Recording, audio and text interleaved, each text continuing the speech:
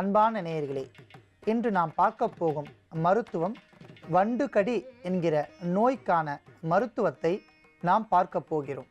அன்பான நேயர்களே, ஒரு சிலருக்கு அல்லது ஒரு சில நேரத்தில் சிறிய வண்டுகள் அல்லது விஷமுள்ள வண்டுகள் நம்மை கடித்து விட்டாலோ அல்லது விஷப்பூச்சிகள் நம்மை தீண்டிவிட்டாலோ அந்த விஷத்தின் தன்மையால் இரத்தம் அசுத்தமடைந்து நாளடைவில் வாரம் அல்லது 10 நாட்களுக்கு பிறகு படிப்படியாக உடலில் ஒரு வகையான கடி ஏற்படும், தேமல் போன்ற ஒரு சூழ்நிலை ஏற்படும். அதை வண்டுக்கடி என்று கூறுவார்கள். இந்த வண்டுக்கடியினால் உடலெங்கும் திணைவு என்று சொல்லக்கூடிய அரிப்பு ஏற்படும் அல்லது இரத்தம் குருதி என்று சொல்லக்கூடிய இரத்தம் சீர்கட்டு அடிக்கடி நமது உடலில் ஒரு தோல் நோய் வந்துவிடும். இந்த வண்டுக்கடியினால் வரக்கூடிய பாதிப்பை முற்றிலும் அறவே ஒழிப்பதற்கான அற்புதமான மருத்துவத்தை இன்று நாம் பார்க்க போகிறோம். அன்பான நேயர்களே, இயன்ற வரை நாம் வெளியில் செல்கின்ற பொழுது, நமக்கு வாகனங்களில் பயணம் செய்கின்ற பொழுது, குறிப்பாக 2 சக்கர மோட்டார்களில் பயணம் செய்கின்ற பொழுது வண்டு நம்மை தாக்கிவிட்டாலோ அல்லது கண் பகுதியில் நமக்கு கடித்து விட்டாலோ இவற்றால் பாதிப்பு ஏற்படும். ஆகையால் பாதுகாப்பாக பயணம் செய்தால் இந்த பாதிப்பில் இருந்து நம்மை மீட்டு கொள்ளலாம். மேலும் இந்த நோய் வந்துவிட்டால் தடுப்பதற்கான வழிமுறைகளை பார்க்கலாம். குறிப்பாக வண்டு கடித்தவுடன் உடனடியாக ஒரு 10 மிளகை வாயிலிட்டு நன்றாக மென்று படிப்படியாக சாறு முழுங்க வேண்டும். ஃபர்ஸ்ட் எய்ட் என்று சொல்லக்கூடிய முதல் உதவி இது. இதனால் நமக்கு இரத்தத்தில் ஏற்படுகின்ற விஷம் படிப்படியாக கரைந்து போய்விடும். நோயின் தீவிரம் அடைந்தவர்களுக்கான ஒரு அற்புதமான மருத்துவத்தை இன்று நாம் பார்க்கலாம். அன்பான நேயர்களே, அதற்காக இன்று நாம் எடுத்துக்கொண்ட ஓர் உயரிய காயகற்ப ஒரு மூலிகை நன்னாரி.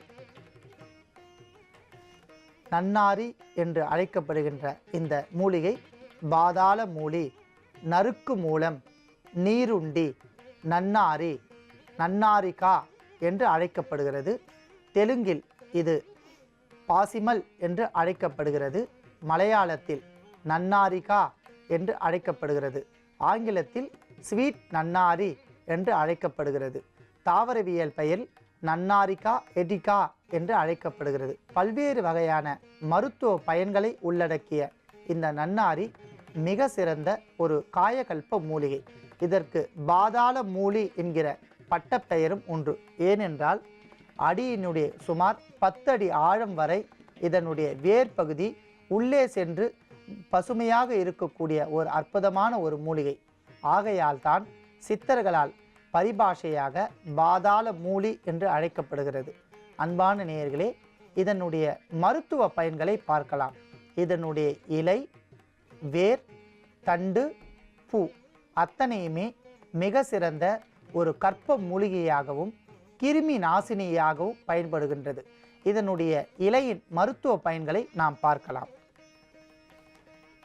நன்னாரி இலையினுடைய மருத்துவ பயன்கள் பல்வேறு வகையான நோய்களை நீக்கக்கூடிய ஒரு ஆற்றல் இதற்கு உள்ளது. குறிப்பாக குழி புண்கள் என்று சொல்லக்கூடிய ஆறாத புண்களை ஆற்றக்கூடிய ஆற்றல் இந்த நன்னாரியினுடைய இலைக்கு உள்ளது. உடலில் வெட்டை என்று சொல்லக்கூடிய அதீத உஷ்ணத்தை இந்த இலையை கொண்டு நாம் சர்பத் போன்ற குடிநீர் செய்து குடித்து வந்தால் உடல் குளிர்ச்சி அடையக்கூடிய ஆற்றல் இந்த நன்னாரி இலைக்கு உள்ளது. மேலும் இந்த நன்னாரி இலை பல்வேறு வகையான பால்வினை நோய்களை தடுக்கக்கூடிய ஆற்றல் உள்ளது.